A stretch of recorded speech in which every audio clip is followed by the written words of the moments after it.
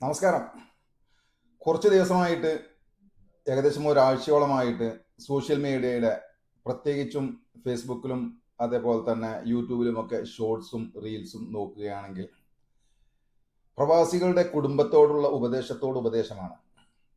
ഉപദേശിക്കണം വേണ്ട എന്നല്ല ഞാൻ പറയുന്നത്. ഒരു ഉപദേശം ചില സമയത്ത് ഒരു ഉണർത്തലും നല്ലത് തന്നെയാണ്.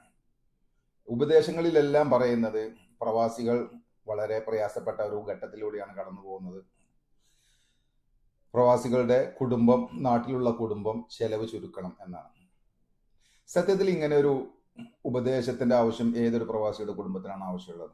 ഏതൊരു കുടുംബത്തിലെ പ്രവാസിക്കാണ് സ്വന്തം പണത്തിന്റെ സോഴ്സായ മരുഭൂമിയിൽ അല്ലെങ്കിൽ വിദേശത്ത് ഗൾഫ് രാജ്യങ്ങളിൽ കടന്ന് അധ്വാനിച്ച് നാട്ടിലേക്ക് അയക്കുന്ന കാശിന്റെ വില അറിയാത്ത ഏത് കുടുംബമാണ് നാട്ടിലുള്ളത്? അത്തരമൊരു കുടുംബത്തോട് ഇത്തരം ഒരു ഉപദേശം കൊണ്ട് വല്ല പ്രയോജനമുണ്ടോ? സത്യത്തിൽ നമ്മൾ ഓരോരുത്തരും, ഞാനടക്കമുള്ള നമ്മുടെ പ്രവാസികളിൽപ്പെട്ട ഓരോരുത്തരുമല്ല നമ്മുടെ കുടുംബത്തെ ഇത് ശീലിപ്പിച്ചത്.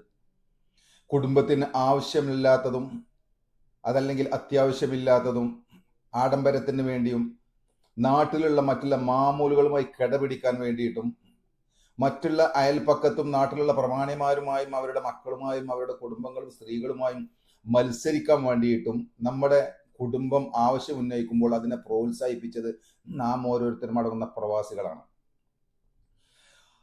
തടയേണ്ട സമയത്ത് തടയാതെ, ഒരു സന്നിഗ്ധ ഘട്ടം വരുന്ന സമയത്ത് ഒരു പ്രത്യേക നിമിഷത്തിൽ ഏതെങ്കിലും ഒരു ദിവസം വെച്ച് ഒരു കുടുംബത്തെയോ അല്ലെങ്കിൽ ഏതെങ്കിലും കുറച്ച് വ്യക്തികളെയോ ചിന്താഗതികളും ജീവിത രീതികളും മാറ്റിമറിക്കാം എന്ന് വിചാരിക്കുന്നത് മൂഢമാണ്.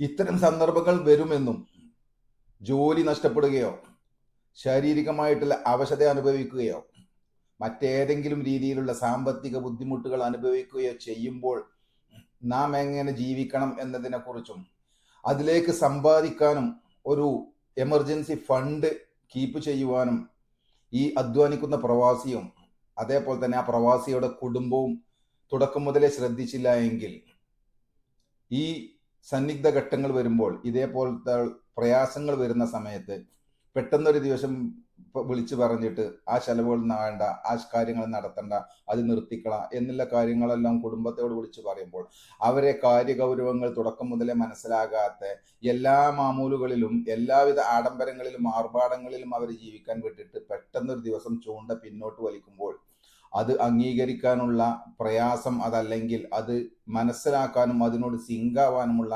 പ്രവാസം നാട്ടിലുള്ള പ്രവാസിയുടെ കുടുംബത്തിന് തീർച്ചയായിട്ടും ഉണ്ടാവും. ഇത് ഇപ്പോഴത്തെ ഈ ഒരവസ്ഥയിൽ ഇങ്ങനെയാണ് സംഭവിക്കുന്നതെങ്കിൽ തുടർന്നെങ്കിലും പ്രവാസികൾ ശ്രദ്ധിക്കുക. ഇത്തരം ഒരു അവസ്ഥ ക്രിയേറ്റ് ചെയ്യുന്നതിന് മുമ്പ് തൊലിപ്പുറത്തുള്ള ചികിത്സയല്ല വേണ്ടത്, പകരം അതിന് ആന്തരികമായിട്ടുള്ള ചികിത്സ തുടക്കം മുതലേ കൊടുത്തെങ്കിൽ മാത്രമുള്ളൂ. Prevention is better than cure എന്നാണ്. അതായത് വന്ന് ചികിത്സ ചെയ്തതിനേക്കാളും നല്ലത് ആ രോഗം വരാതെ നിലനിർത്തുക അല്ലെങ്കിൽ തടയപ്പെടുക എന്നുള്ളതാണ്. അപ്പോൾ ആ ഒരു രീതിയിലേക്കാണ് പ്രവാസികൾ മാറേണ്ടത്. ഈ ഒരു സന്നിഗ്ധ ഘട്ടത്തെങ്കിലും തീരുമാനങ്ങൾ എടുത്ത്, ഉറച്ച തീരുമാനങ്ങൾ, നല്ല തീരുമാനങ്ങൾ എടുത്ത് സാമ്പത്തികമായിട്ടുള്ള അച്ചടക്കമുള്ള ഒരു ജീവിതം പ്രവാസി ജീവിക്കുന്നതിനോടൊപ്പം തന്നെ പ്രവാസിയുടെ കുടുംബത്തെയും കൂടി നമ്മുടെ വരുമാനത്തിന്റെ തോതും ജീവിക്കാനുള്ള ചെലവിനെ കുറിച്ചും അതിനാവശ്യമായ സംഖ്യയെക്കുറിച്ചും ജീവിക്കേണ്ട രീതിയെക്കുറിച്ചും അത് നമ്മുടെ കൾച്ചറിനനുസരിച്ചും നമ്മുടെ മതത്തിനനുസരിച്ചും നമ്മുടെ ജീവിത രീതിക്കനുസരിച്ചും ആരോഗ്യത്തിന്റെ മെച്ചപ്പെടുത്തലിനനുസരിച്ചും അത് ചിട്ടപ്പെടുത്താൻ കുടുംബത്തെ ഇതുവരെ തുനിയാത്തവർ ഇനി പറഞ്ഞ് മനസ്സിലാക്കുക.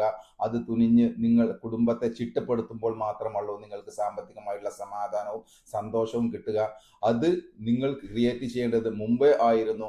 ഒരു മരം നടേണ്ടത് എന്ന് ചോദിച്ചാൽ 20 വർഷം മുമ്പ് എന്നാണ് പറയുക. നിങ്ങൾ മ്യൂച്വൽ ഫണ്ടിൽ ഇൻവെസ്റ്റ് ചെയ്യേണ്ടത് എന്ന് തുടങ്ങണം എന്ന് ചോദിച്ചാൽ പറയാം 20 വർഷം മുമ്പായിരുന്നു, അതല്ലെങ്കിൽ ഇപ്പോൾ തന്നെയാണെന്നാണ്.